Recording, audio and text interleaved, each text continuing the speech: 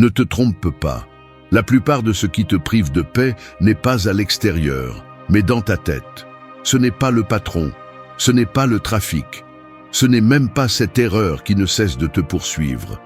Le véritable piège est la manière dont tu interprètes et permets à chaque détail extérieur de te tirer, comme si tu étais un simple spectateur de ta propre vie.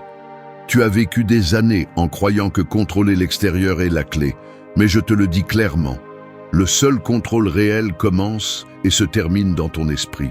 Si tu dépends de la météo, de l'humeur des autres, de tes caprices émotionnels, tu te condamnes à être prisonnier de circonstances que tu ne maîtriseras jamais. Le stoïcisme n'est pas une mode ni une échappatoire, c'est un entraînement mental pour cesser d'être l'otage de ce que tu ne peux pas changer et commencer à gouverner ce qui t'appartient vraiment, ton caractère. Cela fait mal de l'admettre, mais une grande partie de notre souffrance est auto-imposée, un coût psychologique que nous payons chaque fois que nous choisissons de réagir comme des automates et non comme des êtres conscients. La liberté intérieure exige de renoncer au confort des excuses et d'accepter que l'essentiel ne se négocie pas et ne se remet pas à plus tard. Le caractère est ton refuge le plus sûr, le reste est emprunté. Aujourd'hui, je vais te montrer 10 leçons dures, pratiques et directes pour cesser d'être victime de tes impulsions et commencer à forger un esprit fort, serein et véritablement libre. N'attends pas de formules magiques, attends des vérités inconfortables. Voici le début de l'entraînement. 1. Maîtrise ton esprit avant le monde. La réalité est inconfortable. Ton plus grand ennemi n'est pas à l'extérieur, mais à l'intérieur. Peu importe combien tu t'efforces de changer ce qui se passe dehors, tant que ton esprit est un chaos, ta vie sera le reflet de ce désordre. Cessons de chercher des excuses et de blâmer les autres ou la chance pour ce qui nous arrive. Si ton humeur dépend de l'humeur des autres, des nouvelles du jour, du trafic ou de la météo, alors tu es esclave de tout, sauf de ta volonté. Jusqu'à quand vas-tu continuer à justifier tes réactions, ton anxiété ou ton manque de contrôle ? L'autotromperie est addictive et la plupart préfèrent le confort de ne pas regarder à l'intérieur plutôt que de faire face à la vérité de leur propre faiblesse mentale. Personne ne va te sauver de tes propres pensées, ni le temps, ni les circonstances, ni la promesse d'un changement externe. Si tu n'es pas capable de gouverner ce qui se passe dans ta tête, tu seras toujours un otage de ce qui se passe dehors. Le stoïcisme n'est pas une belle théorie, ni des phrases de calendrier. C'est un entraînement brutal. C'est le travail constant d'identifier les filtres déformés par lesquels tu interprètes le monde et de les remplacer par un jugement clair et volontaire. Maîtriser l'esprit est l'opposé de se laisser emporter par des impulsions, des plaintes ou des caprices émotionnels. C'est avoir la discipline de choisir la réponse, pas la réaction. Sois honnête. Combien de fois as-tu permis qu'une émotion passagère te vole la paix pendant des heures, voire des jours ? Chaque fois que tu cèdes le contrôle de ton humeur à quelque chose d'extérieur, tu paies un prix et cette facture s'accumule. La dette émotionnelle que tu portes pour ne pas mettre de l'ordre dans tes pensées est la cause de ton insatisfaction. Personne ne te doit la sérénité. Personne ne va t'offrir de la force. Toi seul peux décider de ne plus être une victime de tes propres mécanismes automatiques. L'esprit s'entraîne ou se fane. C'est aussi simple que cela. Il ne suffit pas de le comprendre intellectuellement. Il faut le pratiquer chaque jour, dans chaque interaction, face à chaque obstacle. La clarté mentale ne tombe pas du ciel. Elle se construit avec des décisions difficiles et des renoncements conscients.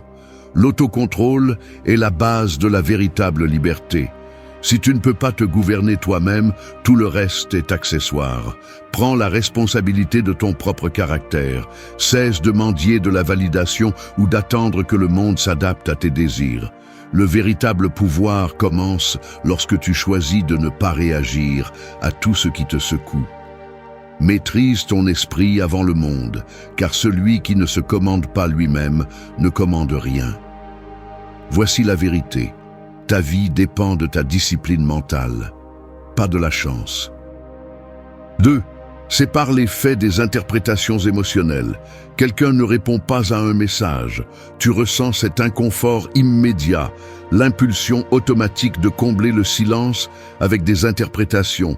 Il est sûrement fâché. Je ne l'intéresse plus. J'ai mal agi. Ce qui se passe dans la réalité est simple. Un message sans réponse. Mais l'esprit, entraîné à dramatiser, fabrique des histoires complètes à partir d'un minimum de données. C'est ici que se révèle le piège, notre tendance à confondre les faits avec des jugements émotionnels. Si tu ne t'entraînes pas à faire cette distinction, tu finiras par vivre dans un film que tu écris toi-même, mais qui coïncide rarement avec ce qu'il est vraiment. Le mécanisme est subtil et presque invisible. Un geste, un mot, une pause, n'importe quoi suffit pour que le vieux schéma s'active et que tu commences à interpréter tout à travers des filtres contaminés par l'insécurité, les attentes ou les blessures non résolues. Le résultat est prévisible. Anxiété, ressentiment, colère. Tu vis en réagissant non à ce qui se passe, mais à ce que tu crois que cela signifie. Si tu veux vraiment de la clarté et de la sérénité, tu dois disséquer chaque situation. Qu'est-ce qu'un fait? Qu'est-ce qu'une interprétation? Le fait est qu'ils n'ont pas répondu à ton message. Tout le reste est une construction de ta part. Le fait est qu'il pleut. Ce que tu interprètes sur la pluie, ce que tu y projettes. Aujourd'hui va être une mauvaise journée. Tout se complique. N'est pas la réalité. C'est un commentaire mental. Le stoïcisme enseigne à interrompre ce réflexe, à mettre en pause la machinerie d'interprétation automatique.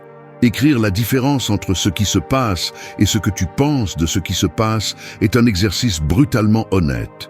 Tu découvres à quel point ta souffrance est optionnelle, à quel point tu es devenu accro aux récits émotionnels qui te dépouillent de ton pouvoir.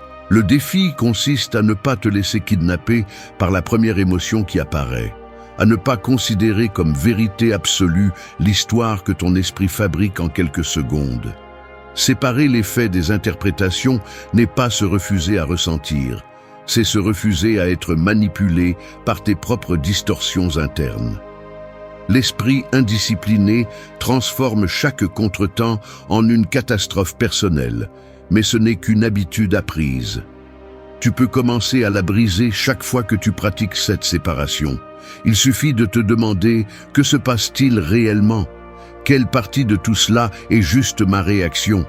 Ici, il ne s'agit pas de résignation ni de froideur, mais d'honnêteté radicale. L'autoliberté commence lorsque tu oses voir ce qui est, pas ce que tu imagines ou crains. La douleur inutile est toujours une interprétation. L'esprit est ton terrain d'entraînement, pas ton bourreau. Ce que tu ne distingues pas te gouverne. Là où il y a interprétation consciente, il y a pouvoir. 3. Choisis de répondre, ne réagis pas. Je ne vais pas le déguiser. Parfois, je ressens l'avalanche de la réaction avant même de pouvoir l'arrêter.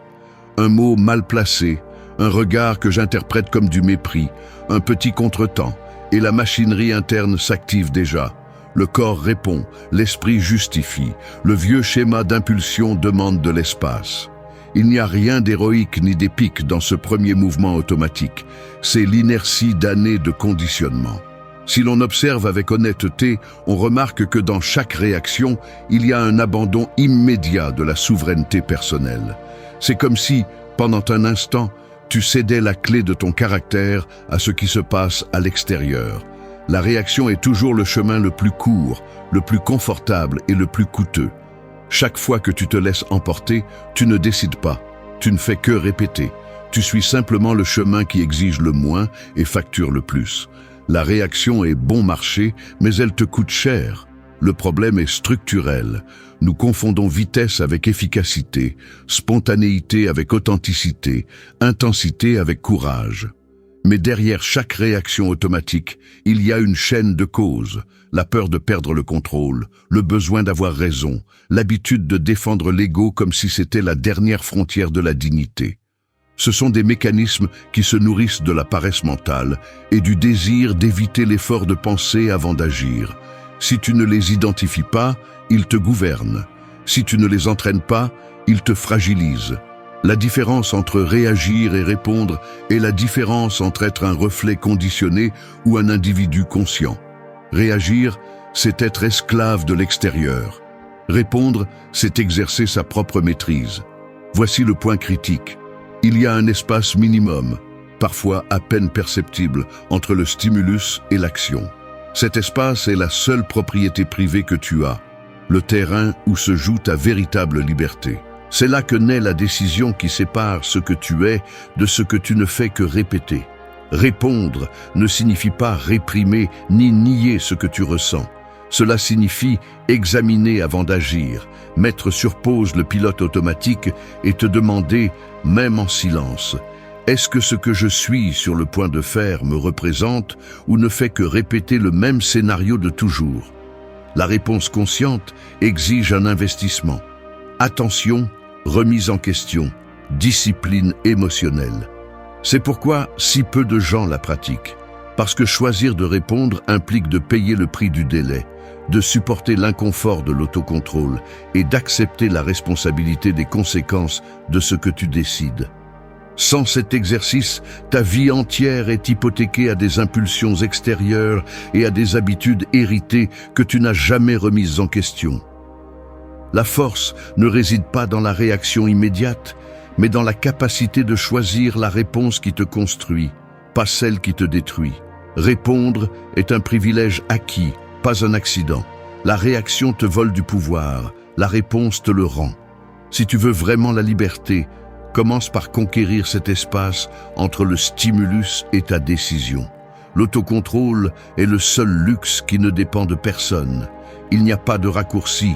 Tout ce que tu ne maîtrises pas te maîtrise. 4.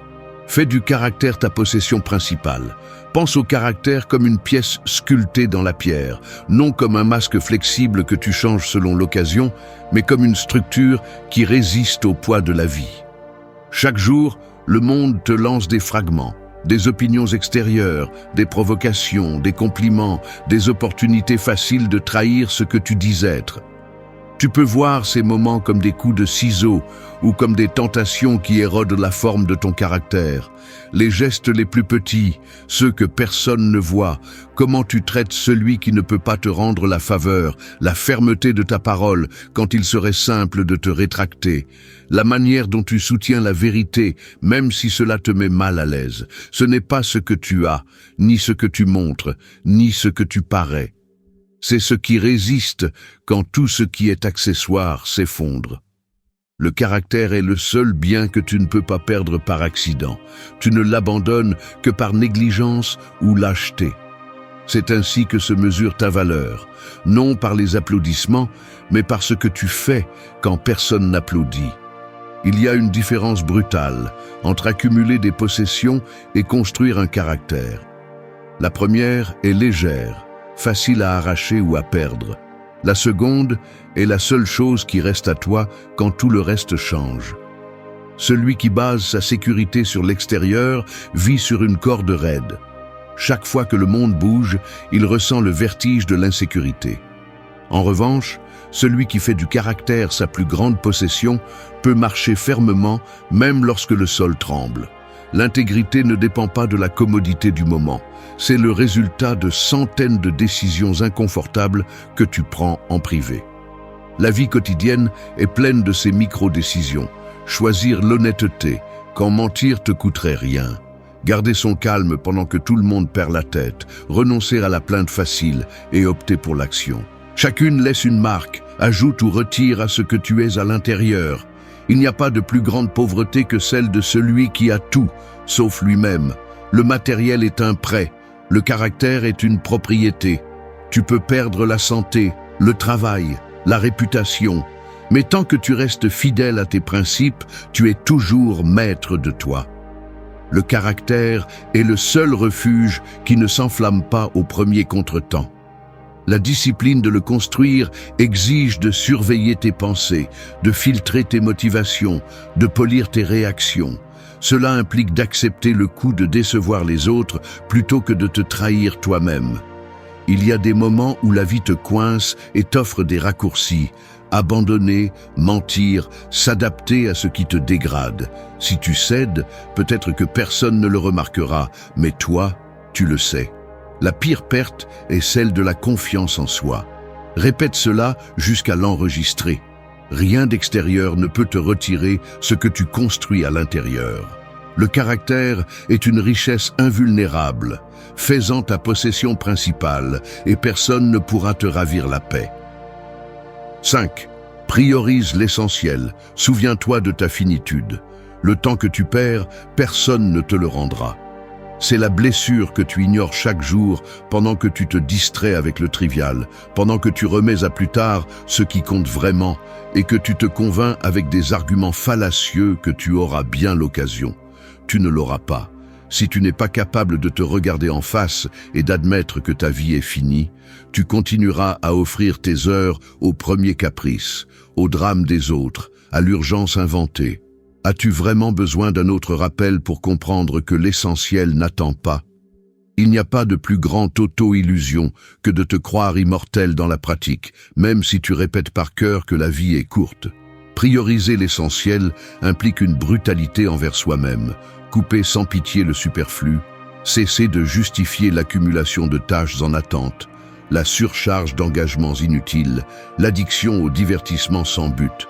Chaque fois que tu remets à plus tard ce qui est important, tu laisses l'inertie décider pour toi, et l'inertie ne sait que t'emmener vers la médiocrité. Tu n'es la victime de l'agenda de personne, ni de la désorganisation mondiale. Tu es l'otage de tes propres priorités déformées. Assez d'excuses. Personne ne va organiser ta vie sauf toi.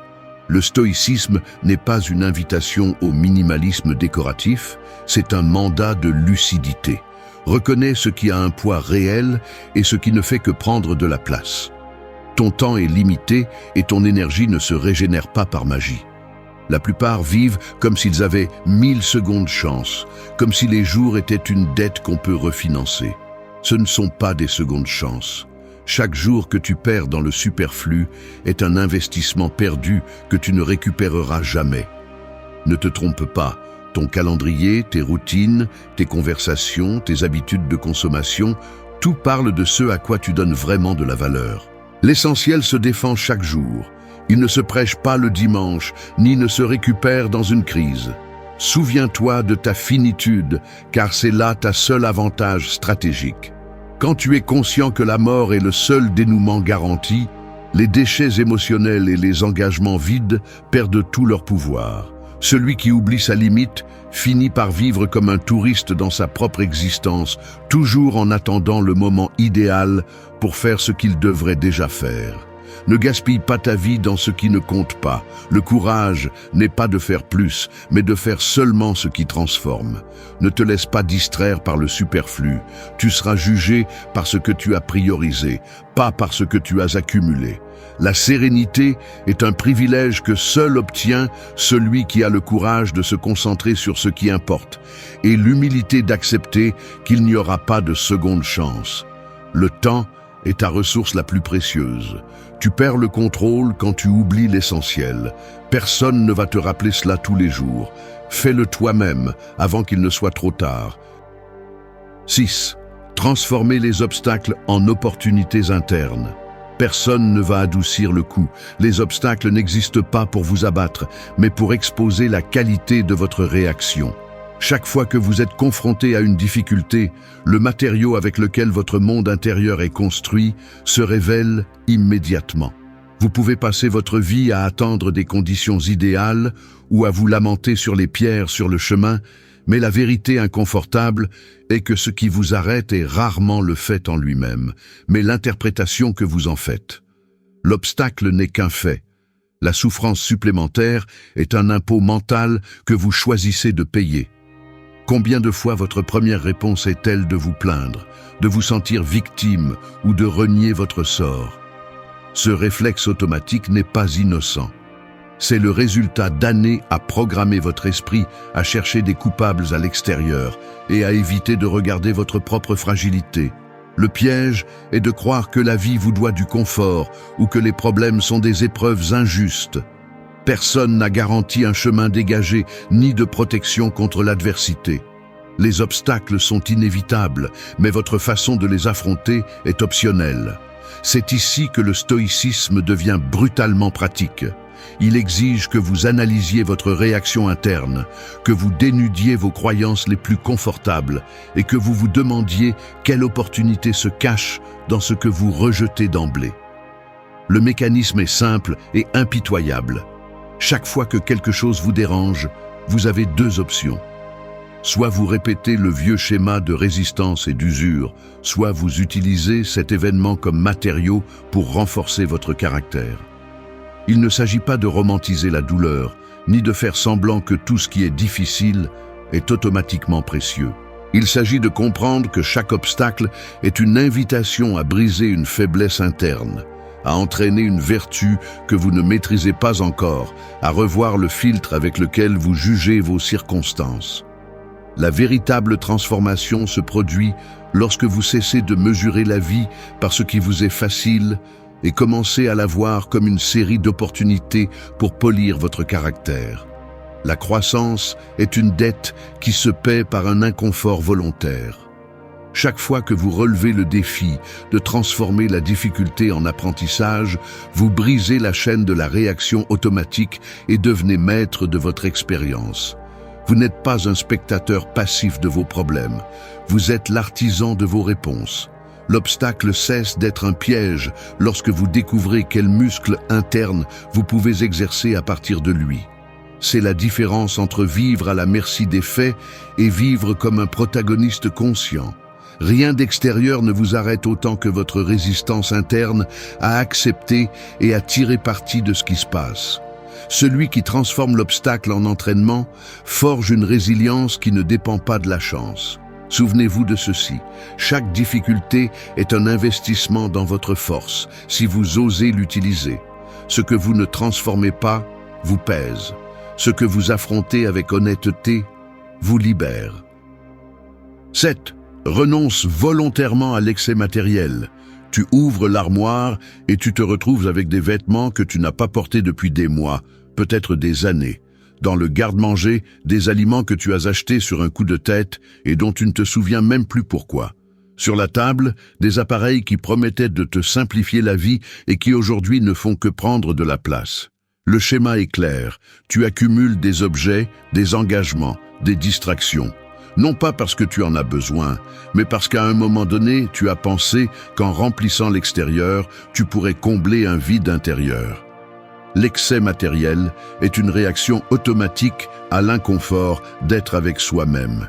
Il est plus simple d'anesthésier l'insatisfaction en achetant, en collectionnant, en remplissant des espaces que d'affronter la racine de ton agitation. Tu te convaincs que tu le fais par praticité, prévention ou mérite, mais la plupart de ces justifications ne sont que des couches d'auto-tromperie.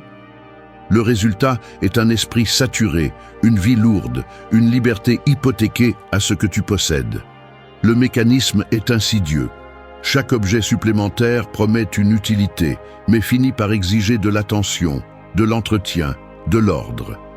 Chaque chose que tu gardes occupe non seulement de l'espace physique, mais aussi de l'espace mental. L'excès n'est pas seulement une question de mètres carrés, c'est un fardeau invisible qui vole la clarté et te distrait de l'essentiel. Pense à la façon dont la peur de perdre ou l'anxiété d'en avoir plus te poussent à confondre abondance et bien-être. Au final, tu multiplies seulement la dépendance, car plus tu accumules, plus tu t'identifies à ce que tu possèdes et plus tu crains de le perdre. Ainsi, l'excès matériel n'est pas un signe de succès, mais d'insécurité mal gérée. La paradoxe est brutale. Tu cherches la sécurité dans ce qui, en réalité, te rend plus fragile. Renoncer volontairement à l'excès n'est pas un geste esthétique ni une mode passagère. C'est une stratégie d'auto-leaderie.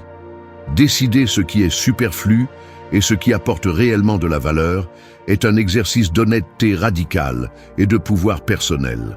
Le détachement conscient n'est pas de la pauvreté, c'est de l'intelligence émotionnelle appliquée. C'est s'entraîner à dépendre de moins en moins de l'extérieur et à renforcer le muscle de la suffisance interne. Lorsque tu choisis de lâcher prise, quelque chose se libère en toi. Tu cesses de mesurer ta valeur par ce que tu possèdes et reprends le contrôle sur ce qui compte vraiment. L'excès est une ancre mentale. Le renoncement volontaire est une déclaration de liberté. Voici la ligne que tu dois graver. Ce que tu possèdes te possède si tu ne le surveilles pas. Fais l'inventaire. Chaque objet inutile est une décision en attente. Il ne s'agit pas de vivre avec le minimum par dogme, mais de reconfigurer ta relation avec le matériel. Le stoïcisme te demande de mettre chaque chose à sa place. Outils, pas amulette, ressources, pas identité. La légèreté est pouvoir. Lorsque tu choisis de ne porter que l'essentiel, tout ce qui est superflu perd son emprise sur toi. C'est là que commence la véritable indépendance, lorsque tu peux lâcher prise sans te sentir moins, et que tu découvres que l'indispensable tient presque toujours dans une seule décision. Moins de poids, plus de clarté. 8. Accepte la réalité sans résistance inutile. Ce n'est pas facile à admettre, mais il y a des moments où je me surprends à serrer la mâchoire ou à fermer les poings sans m'en rendre compte. C'est comme si une partie de moi, profondément ancrée, se rebellait en silence contre tout ce qui ne se passe pas comme je le souhaite. Je vois mon reflet dans la fenêtre, tandis que la nouvelle inattendue apparaît sur l'écran de mon téléphone. Ou quand un plan change brusquement et que cette gêne physique, cette sorte de tension dans les épaules, s'installe immédiatement. Le corps le trahit avant l'esprit, la respiration se raccourcit, le geste se durcit, le regard cherche un point fixe, comme s'il essayait de résister à l'évidence que le monde ne va pas s'adapter à mes désirs. Il y a un instinct presque enfantin qui s'active et exige que les choses soient différentes, que l'inconfort disparaisse et que l'inévitable se plie à mes préférences.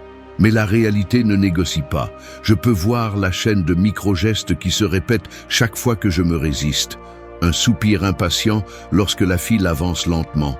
Le froncement de sourcils quand quelqu'un dit quelque chose que je ne veux pas entendre, les doigts frappant la table pendant que j'attends qu'une situation hors de mon contrôle se résolve.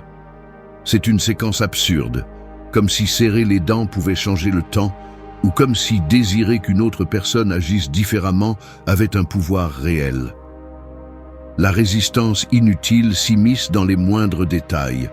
Vouloir remonter le temps, effacer un mot déjà prononcé, éditer la réalité comme si c'était un fichier numérique. Mais la vie n'accepte pas les commandes d'annulation. L'honnêteté consiste à reconnaître que cette impulsion de s'opposer à ce qui est déjà n'augmente que l'usure. La tension mentale et physique s'accumule comme un poids inutile, une sorte de pénalité pour ne pas accepter le fait fondamental qu'il y a des choses hors de ma portée. La sérénité ne se construit pas en luttant contre l'inévitable, mais en apprenant à lâcher l'illusion de contrôle. L'esprit indiscipliné insiste pour se battre sur chaque détail, comme si l'entêtement était une vertu. Mais cela ne fait qu'augmenter la frustration, car rien ne change à l'extérieur lorsque tout ce que je fais est de résister à l'intérieur. Accepter n'est pas céder, c'est cesser de gaspiller de l'énergie dans des combats perdus d'avance. C'est regarder la situation telle qu'elle est, sans la maquiller ni la déformer, et décider de ce que je peux faire à partir de là. La résistance inutile est une dette émotionnelle qui ne se paie jamais. Elle ne fait que s'accumuler. Lorsque tu apprends à accepter ce que tu ne peux pas changer, tu regagnes du pouvoir sur ce qui dépend de toi. La liberté commence au moment où tu cesses de mendier à la réalité qu'elle soit différente. Respire, accepte et agis depuis ce sol ferme. Accepter est l'antidote contre la paralysie. La réalité ne se plie pas, mais tu peux cesser de te battre avec des fantômes. 9. Prends la responsabilité de ton propre destin. Tu es comme un architecte enfermé dans un bâtiment sans plan, attendant que les fondations se renforcent d'elles-mêmes, tout en croisant les bras et en lançant des reproches au climat, aux ouvriers, à la ville entière. C'est l'auto-illusion parfaite. Convaincu que la structure de ta vie dépend de facteurs extérieurs, tu t'exonères de toute responsabilité sur la forme finale. Mais la vérité est brutale. Le bâtiment, c'est toi et chaque étage que tu ne construis pas est ton choix, pas la faute de l'environnement. Arrête de chercher des coupables dans la topographie, dans la pénurie de matériaux ou dans les bruits extérieurs. Le manque de progrès n'est que le reflet de tes décisions remises à plus tard et de ta peur de prendre le contrôle. Il y a ceux qui préfèrent rester à réviser éternellement la liste des obstacles, attendant le signal magique qui justifierait leur stagnation, mais ce qu'ils réussissent à faire, c'est perfectionner l'art de la plainte et de la paralysie.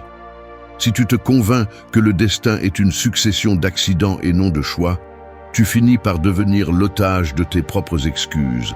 Personne ne va construire tes murs, ni installer tes fenêtres, ni concevoir les couloirs par lesquels tu veux te déplacer. Blâmer le hasard, tes parents, l'économie ou la malchance ne construit rien. Cela ne fait qu'accumuler la poussière sur l'œuvre inachevée de ton caractère. La vérité inconfortable est que l'autoresponsabilité n'est pas une option décorative, c'est un impératif de vie. Tant que tu continues à attendre la permission de quelqu'un d'autre, tu ne seras jamais maître de ton histoire. Celui qui s'installe dans le rôle de victime ne fait que perfectionner l'habitude d'abdiquer son pouvoir. Il est plus facile d'être spectateur de ta vie que d'agir en tant qu'auteur réel, mais c'est le prix de la médiocrité. Ton destin ne dépend pas d'un coup de chance, mais de la discipline brutale de décider et d'assumer les conséquences. Il n'y a qu'une seule loi ici. Ce que tu ne choisis pas, tu le choisis par omission. Il n'y a pas de neutralité dans la construction de ton destin. Chaque évasion est une renonciation, chaque justification est une brique qui manque. Personne ne va te sauver, n'est pas une menace. C'est la liberté la plus crue qui existe. Tant que tu continues à alimenter le récit selon lequel le monde te doit quelque chose, tu vivras hypothéqué à la frustration et au ressentiment. Le seul chemin vers une véritable indépendance passe par la prise en charge de chaque décision, même celles qui te mettent mal à l'aise ou te mettent en exposition. Ta biographie n'est pas un accident, c'est une succession de choix quotidiens, de renoncements douloureux et d'engagements inconfortables que tu assumes ou éludes. Le courage de prendre le gouvernail est la différence entre une vie propre et une existence empruntée. Tu n'es pas un accident de tes circonstances, tu es le résultat de tes choix. Choisis de te construire ou accepte de disparaître dans la multitude de ceux qui attendent éternellement. 10. Cultive l'ordre et la force, quoi qu'il arrive. Rien ne s'organise tout seul, le chaos est la loi par défaut. Le reconnaître n'est pas se résigner, c'est le premier pas pour cesser d'attendre que la sérénité arrive comme un visiteur inattendu. Le désordre extérieur n'est souvent que le reflet d'un esprit qui, lorsque les circonstances se compliquent, révèle la fragilité de sa discipline intérieure. La tentation d'abandonner le contrôle lorsque tout semble s'effondrer est puissante. Il y a une voix intérieure qui chuchote qu'il ne vaut plus la peine de faire des efforts, que la fatigue justifie la négligence, que plus tard il y aura le temps de reconstruire ce que vous négligez aujourd'hui. Mais cette voix est celle qui perpétue la stagnation, celle qui normalise la médiocrité sous prétexte de fatigue ou d'injustice. L'ordre mental ne s'improvise pas au moment de la crise. C'est le résultat de milliers de petites décisions inconfortables, de la vigilance constante sur la pensée et l'émotion. La véritable force n'est ni une pause ni un coup de chance. Elle naît de l'habitude de rester ferme, même lorsque tout invite à baisser les bras. Si vous tombez dans le cycle d'attendre que la tempête passe pour reprendre le contrôle, vous vous condamnez à vivre en pause, toujours à la merci de facteurs que vous ne contrôlez pas. Le plus difficile est de maintenir la structure interne pendant que l'externe s'effondre. L'esprit cherche des excuses, rationalise la paresse et construit des arguments pour reporter l'effort. Le désordre commence souvent de l'intérieur, une concession minimale, une promesse que demain sera différent, une tolérance silencieuse à la négligence.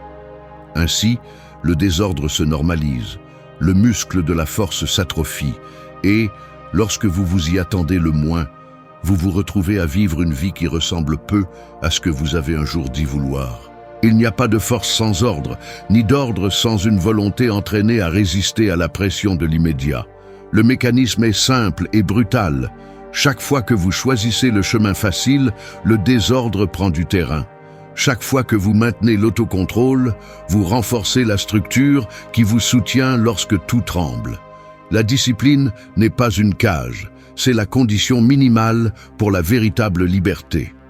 Jusqu'à ce que vous entraîniez la capacité de rétablir l'ordre mental et émotionnel au milieu du chaos, vous restez otage de tout contretemps. Ce que vous ne cultivez pas pourrit. L'ordre et la force sont des investissements quotidiens, pas des récompenses accordées par chance. Vous n'êtes pas le produit de vos circonstances, mais des décisions que vous prenez juste au moment où tout semble justifier la reddition. Vous tenir à vos principes quand personne ne regarde, c'est construire des fondations qui ne dépendent pas du climat. Au final, la seule chose que personne ne peut vous arracher, c'est la fermeté avec laquelle vous choisissez de vous gouverner.